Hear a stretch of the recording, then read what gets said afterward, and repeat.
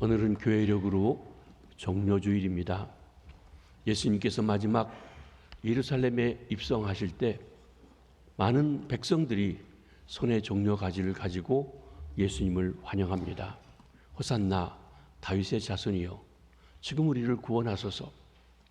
그들이 외친 것은 정치적인 구원자를 기다린 것이지만 종려가지를 가지고 열렬히 환영했던 그 주일, 그래서 우리는 종려주일이라고 부릅니다. 오늘부터 한 주간 동안을 우리 기독교에서는 고난주간이라 부릅니다. 예수님의 지상생애 자체가 고난의 연속이었습니다. 그러나 이 한 주간 동안 그 모든 고난보다 더 극심한 고난이 집중되어 있기에 고난주간이라 부릅니다. 예수님은 예루살렘의 나귀를 타고 입성하시어 제일 먼저 성전에 들어가 하나님의 임재의 상징인 성전에 들어가 성전을 더럽히고 성전을 통해서 이권을 챙기고 성전을 통해서 자기의 욕심을 채우는 그 성전을 깨끗하게 하시는 일을 하십니다. 뒤집어 보십니다. 제자들의 발을 씻겨주시면서 내가 너희를 씻기지 않으면 너희와 내가 상관이 없다고 하는 이 씻음에 대한 교훈을 주십니다. 주님의 피와 살을 기념하는 성찬 예식을 제정하시기도 하셨습니다. 마지막 유월절 만찬이며 첫 번째 성찬 예식이십니다. 겟세마네 동산에 가서 습관에 따라 기도하시는데 늘 그곳에 가서 기도하셨는데 이번에는 더 심각합니다.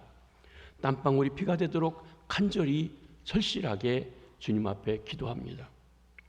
성전 관리들에게 불법으로 체포되었습니다. 유대 공회에서 불법으로 재판을 받습니다. 불법. 유대인들은 밤에는 어두운 때는 어둠이 깃드는 때는 재판하지 않게 되어 있는데 공정하지 못하다고 여겨서 그런데 어둠 속에서 재판을 받으셨습니다. 로마 병장들이 예수님을 채찍질합니다. 유약한 빌라도가 저에게 죄가 없다고 말하면서도 백성들의 아우성 소리에 마지못해 그에게 사형 선고를 내리고 극악한 십자가에 처형하도록 내어주는 고통을 겪으셔야 했습니다. 그리고 무덤에 장사 지냄 받으셨습니다. 이 모든 일이 이번 주간에 이루어진 일들입니다. 이 고난주간의 정점은 금요일에 있는 십자가에 못 박히심입니다. 밤새도록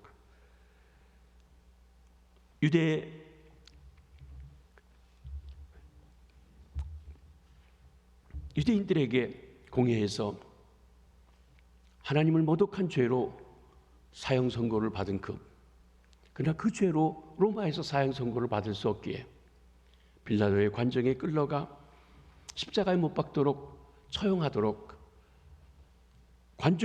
군중들의 외침 속에서 예수님을 십자가에 못 박게 하셨습니다. 골고다 언덕길을 십자가 지고 올라가시며 아침 9시에 못 박히셔서 오후 3시에 운명하시게 됩니다.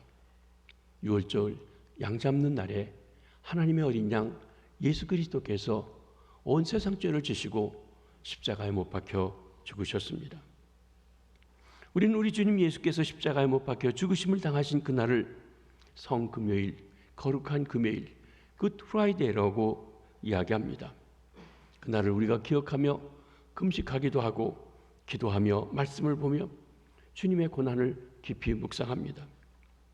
우리는 금요일날 저녁에 함께 모여서 우리 온 교우들이 목장 예배를 늘 모이듯 모여서 그 고난을 함께 동참하며 주께서 하셨던 십자가에서 외치셨던 말씀을 돌이켜보며 은혜를 나누는 시간을 가지려고 합니다. 십자가는 기독교의 상징입니다. 그래서 교회마다 십자가를 아름답게 장식해 놓고 있습니다. 우리 교회도 십자가 뒤에서 불도 나오고 너무 멋있습니다. 근데 원래 십자가는 저렇게 멋있고 이쁘고 아름다운 십자가가 아닙니다. 투박하고 그리고 사형틀이었습니다. 예수님 당시 세계를 지배하던 로마인들은 반역자나 흉악한 죄인을 죽이는 사형 방법으로 끔찍한 십자가를 사용했던 것입니다.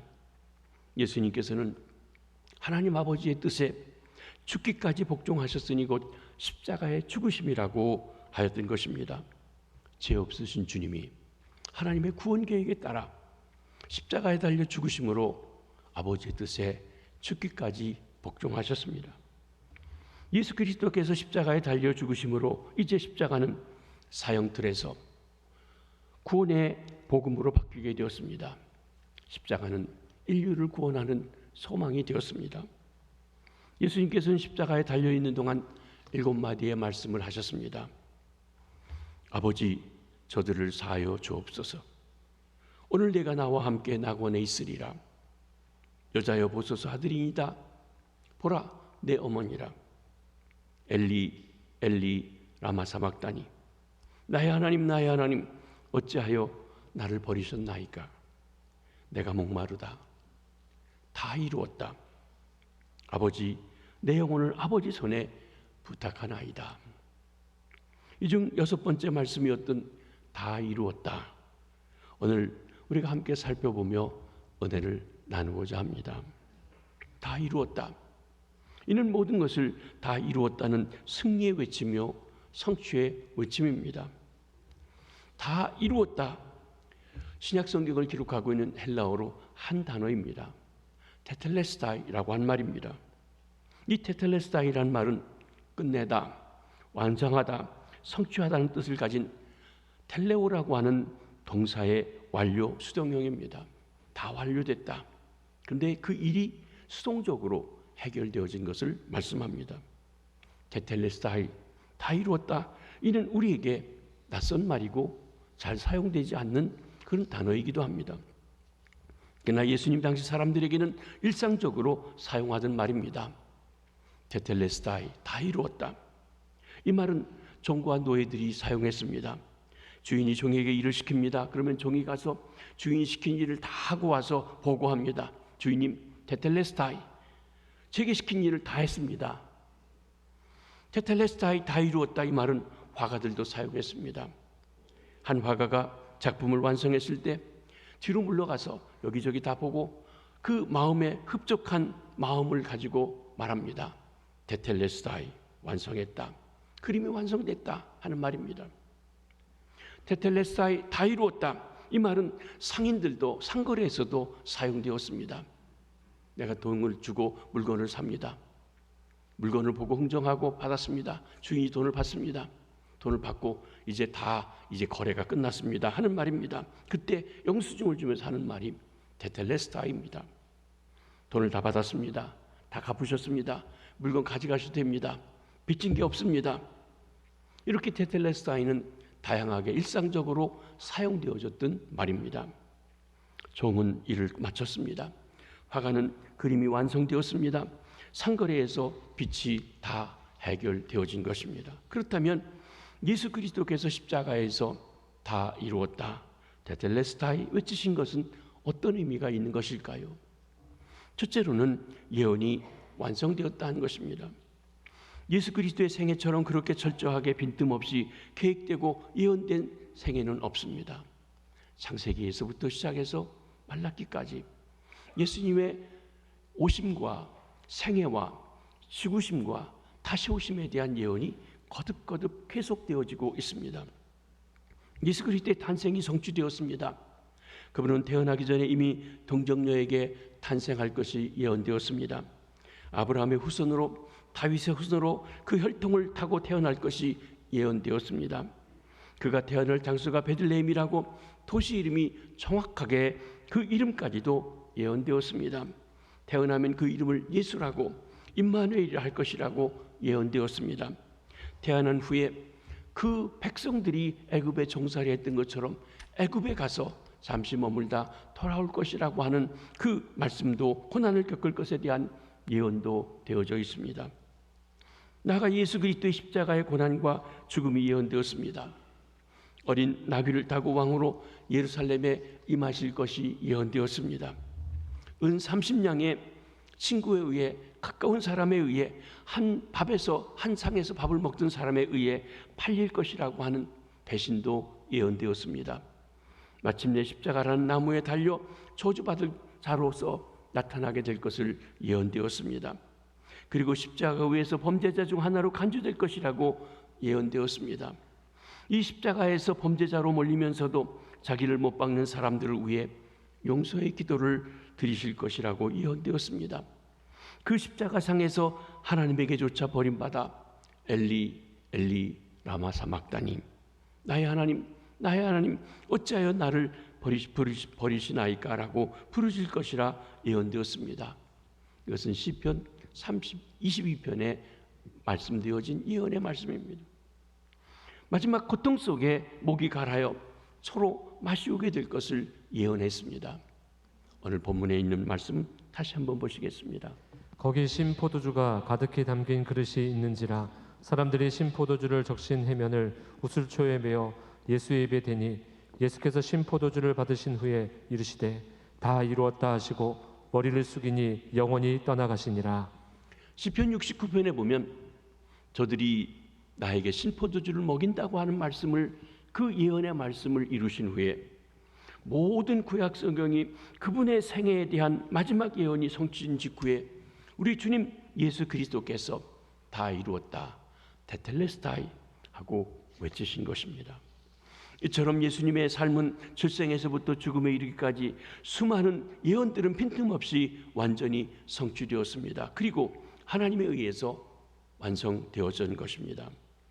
예수님은 그 생애를 살아가는 동안 끊임없이 하나님의 뜻을 따라 살아가는 그의 삶에 대해서 말씀하셨습니다. 요한복음 4장 34절입니다. 나의 양식은 나를 보내신 이의 뜻을 행하며 그의 일을 온전히 이루는 이것이니라. 예수님은 아무렇게나 마음대로 살지 않았습니다. 하나님의 뜻이 양식이라고 했습니다. 하나님이 그에게 준 사명을 이루는 것이 그가 먹고 살아가는 일, 모든 일이라고 한 말씀입니다. 요한복음 17장 4절 말씀도 보십니다. 아버지께서 내게 하라고 주신 일을 내가 이루어 아버지를 이 세상에서 영화롭게 하였사오니, 하나님께서 내게 주신 일을 내가 이루어서 나를 보내신 아버지를 이 세상에서 영화롭게 했습니다. 오직 한 가지, 아버지의 뜻을 다 이루는 일, 사명을 이루는 일, 그 일을 위해 이 땅에 오셨고 다 이루셨다는 것입니다. 그 뜻이 마지막 완성되는 순간 예수님은 고통의 절정에서 그러나 기쁨과 감격으로 이렇게 외칩니다. 다 이루었다. 테텔레스타이. 그러므로 다 이루었다는 이 외침은 예언을 성취하신 승리의 선언입니다. 다 이루었다. 이는 율법이 성취되었다는 말씀이기도 합니다. 예수님께서는 일찍이 산상수훈에서 이런 말씀을 하셨습니다. 마태복음 5장 17절입니다. 내가 율법이나 선지자를 폐하러 온 줄로 생각하지 말라. 폐하러 온 것이 아니요 완전하게 하려 함이라. 여러분, 우리 그리스도인들이 잘못 오해하는 부분이 있습니다. 내가 예수 믿으면 율법 아무런 필요가 없다, 마음대로 살아도 된다, 그렇게 생각합니다. 그렇지 않습니다. 그렇게 생각했던 초대교회 사람들 중에 고린도 교인들이 있습니다. 우리는 율법이 우리를 정죄하지 못하니 자유케 되었으니 아무렇게나 마음대로 살아도 된다고 살았습니다. 모든 것이 가하다고 얘기했습니다. 그렇지 않습니다. 예수님께서는 율법을 폐하러 온 것이 아니라 완성하러 왔어요. 율법이 완성되지 않으면 구원이 없습니다. 그런데 율법을 완성하신 분 예수 그리스도이십니다. 그렇습니다. 그 율법을 완성하러 오셨다는 것입니다. 마태복음 5장 18절 말씀입니다. 진실로 너희에게 이르노니 천지가 없어지기 전에는 율법의 1.1획도 결코 없어지지 아니하고 다 이루리라. 율법을 기록하고 있는 히브리 문자를 보면 자음이 있고 자음에 모음보호를 합니다. 물론 유대인들은 모음보호를 안 붙이고도 읽지만 거기에 점이 찍히느냐 아니면 획이 긋느냐, 점도 3개짜리냐 5개짜리냐 2개짜리냐 하나짜리냐에 따라서 말이 달라집니다. 즉 점 하나 획 하나 긋는 거에 따라 말이 달라진다는 말입니다. 그러니까 이 말은 1.2획도 변치 않는다는 말은 우리말 가지고 얘기하는 것이 아니라 원어에서 얘기하는 것입니다. 그런데 하나님이 주신 그 말씀이 그대로 온전히 이루어질 것이라고 말씀하신 것입니다. 예수님은 왜 율법에 대해 이렇게 지켜야 할 의무감을 가지셨습니까?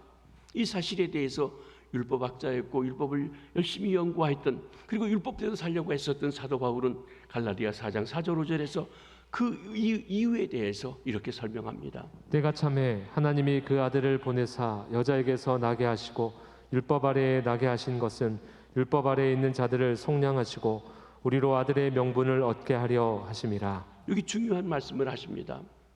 하나님의 아들이 율법을 초월하신 분이 율법을 지키는 자로, 율법의 영향을 받는 자로 오셨습니다.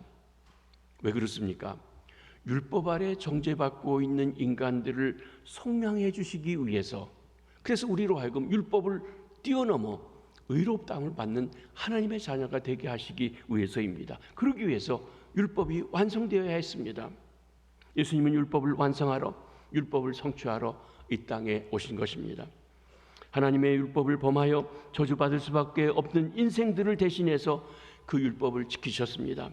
율법을 깨뜨린 결과에 대해 사람들을 대신해서 저주를 받으셨습니다. 율법이 주신 하나님의 공의를 만족시키신 것입니다. 그리하여 하나님의 율법을 성취하시기 위해서 이 땅에 오셨습니다. 율법은 성격상 완전을 요구합니다. 율법은 600열쇠까지 온전히 다 지켜야 완전한 것이고 목걸이가 되는 것이고 하나님 앞에 의가 되는 것이지, 하나만 어그러져도 끊어져도 그것은 쓸모가 없습니다. 그 한 가지 때문에도 형벌을 받고 그 형벌이 죽음입니다. 그런데 우리는 하나님께서 하라고 하는 명령들은 하지 못합니다. 구약에 248가지의 하라고 하는 명령들이 있습니다.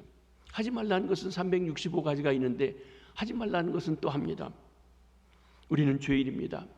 우리는 율법을 따라 하나님의 저주를 피할 수가 없습니다. 그런데 예수 그리스도께서 우리를 위하여 저주를 받은 바 되사 우리 율법의 저주에서 우리를 속량하여 주신 것입니다. 율법을 범한 사람은 법의 처벌을 받게 됐습니다. 그 죄값은 죽음입니다. 그때 율법이 만족합니다. 율법을 범하여 하나님의 저주를 피할 수 없었던 인간의 허물을 담당하신 예수 그리스도, 그분은 십자가에서 인류를 대신해서 저주를 받으심으로 우리를 죄에서 속량하셨습니다. 여러분, 이것을 뜻밖의 갑자기 그렇게 하신 것이 아니라 사실은 구약의 하나님을 섬기는 모든 제도에서 그렇게 해주셨습니다. 하나님 앞에 범죄하여 설 수 없었던 아담과 하와에게 하나님이 짐승을 죽여 가죽옷을 만들어서 입혀주셨습니다. 가죽옷을 입기 전에는 그들이 죽는 짐승이 대신에 있었습니다. 모든 장자들이 다 죽는 그 일 속에서 이스라엘 백성들에게 흠없는 죄 없는 그 양을 잡아서 운설주에 발라 믿음으로 하나님의 역사에 참여한 이들에게 장자들이 죽음에서 살아나는 일을 주셨습니다.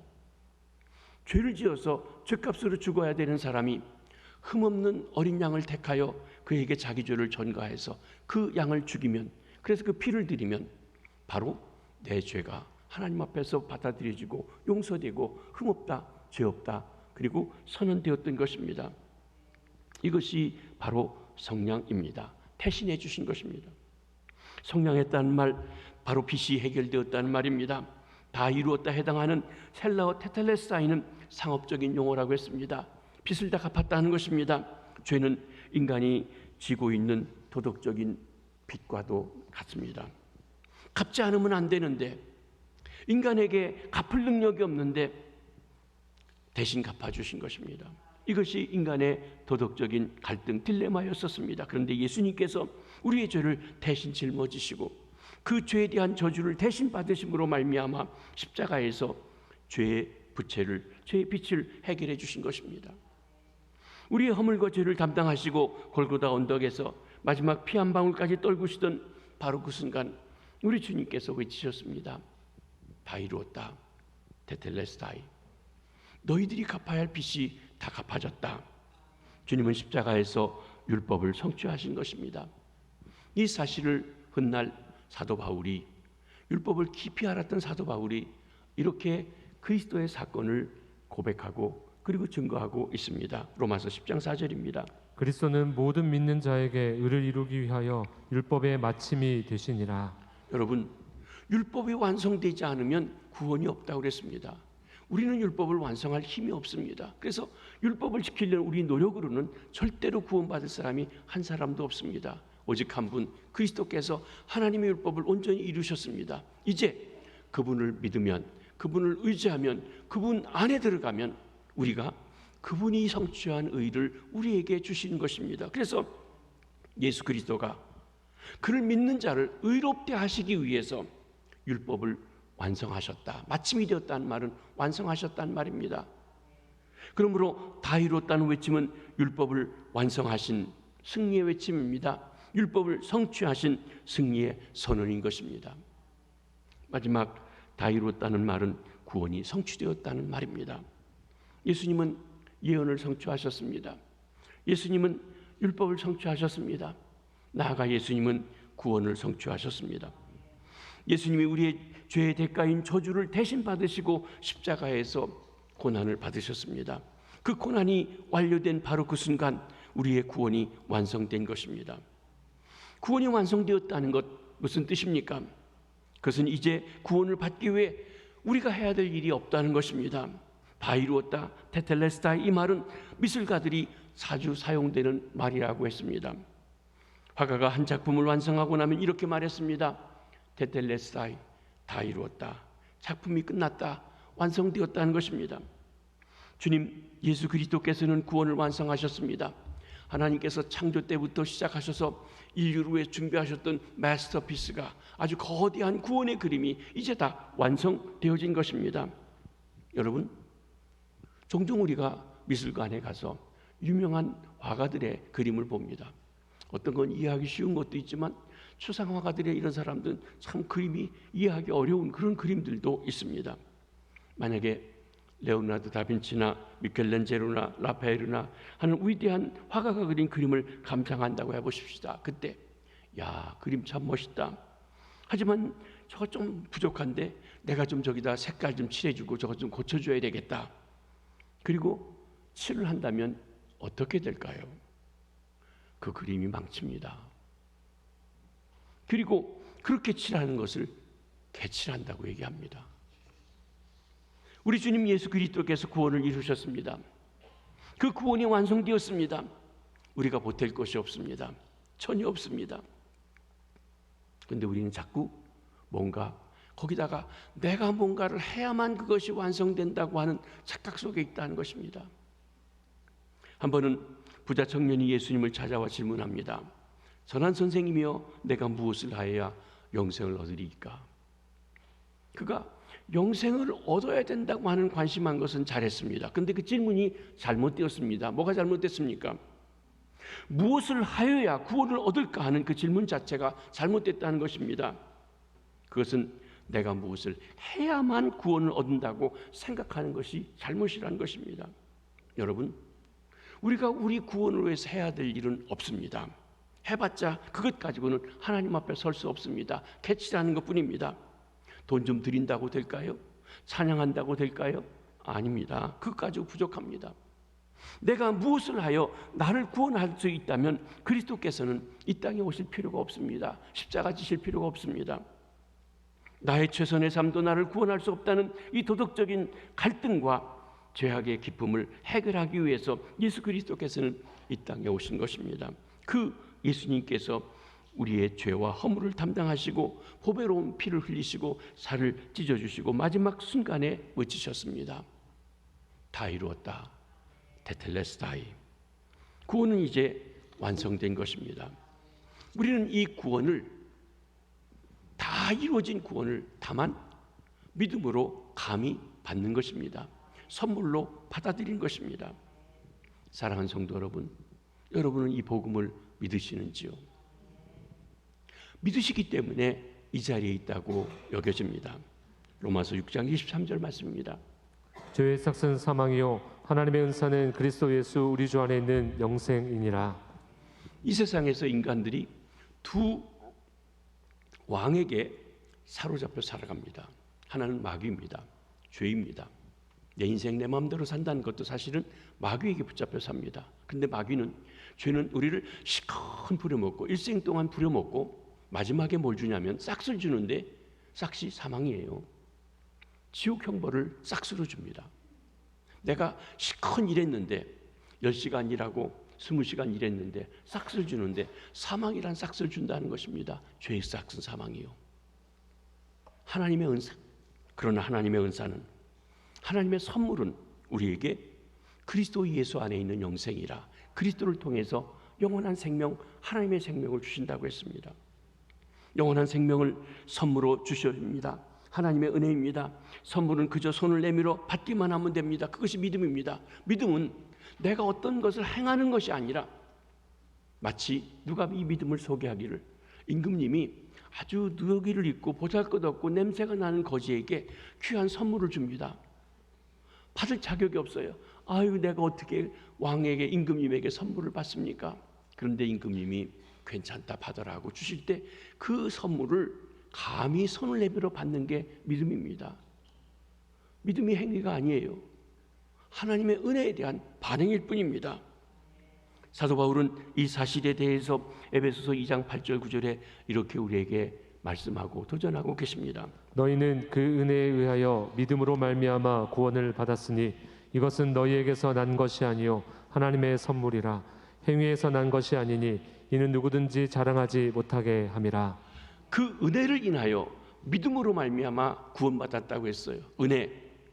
하나님이 우리가 알기도 전에, 믿기도 전에 죄인 되었을 때, 원수 되었을 때 먼저 구원을 준비하셨습니다.